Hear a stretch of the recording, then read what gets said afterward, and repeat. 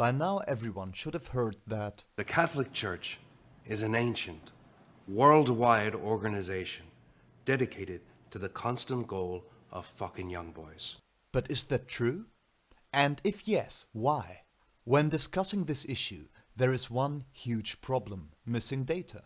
Until very recently, the problem of child abuse... Let's not call it child abuse, it was child rape. Until very recently, the problem of child rape simply wasn't discussed. The meme of the child molesting Catholic priest is almost as old as the Catholic Church itself. There are various jokes on that topic.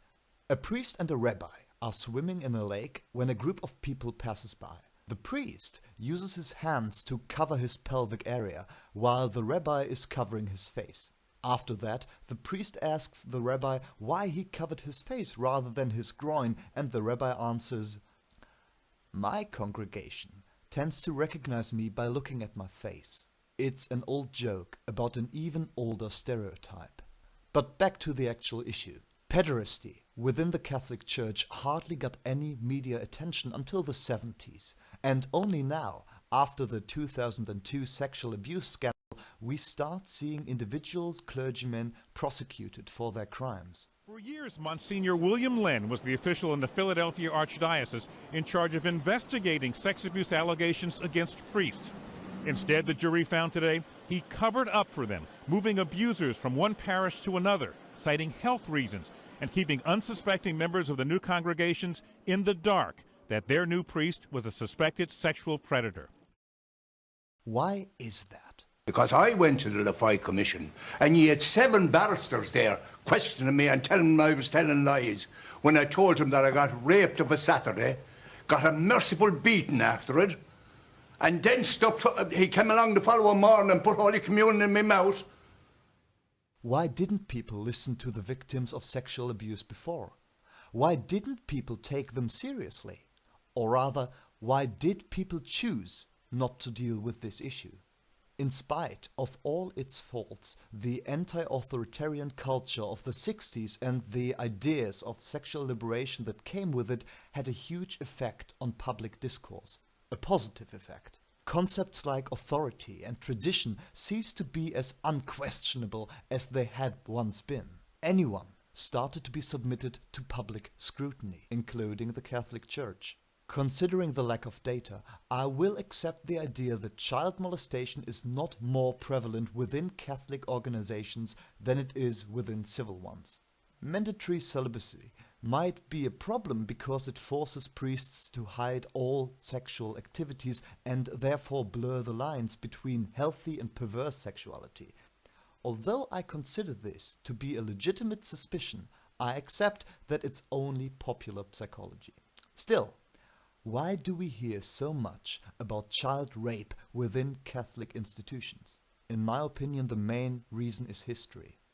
For centuries, the Catholic Church has been one of the major caretakers of children. It has been the main source of education. Orphanages, schools, universities have been run by it almost exclusively. Catholic institutions may have been home to sexual predators for the same reasons they have been home to intellectuals, because of opportunities.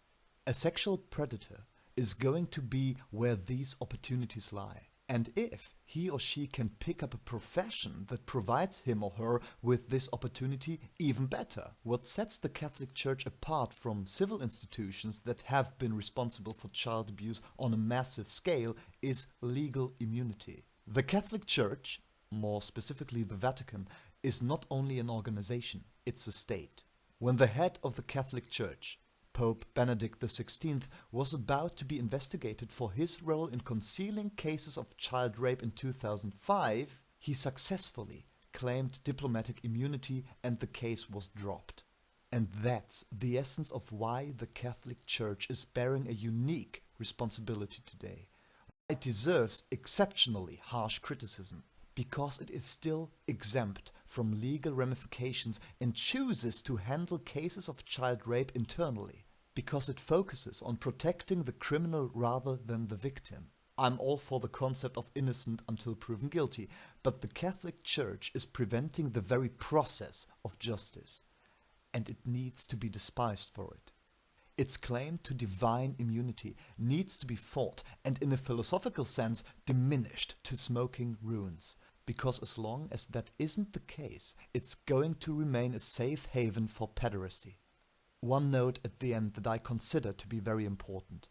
Paedophilia should not be confused with pederasty.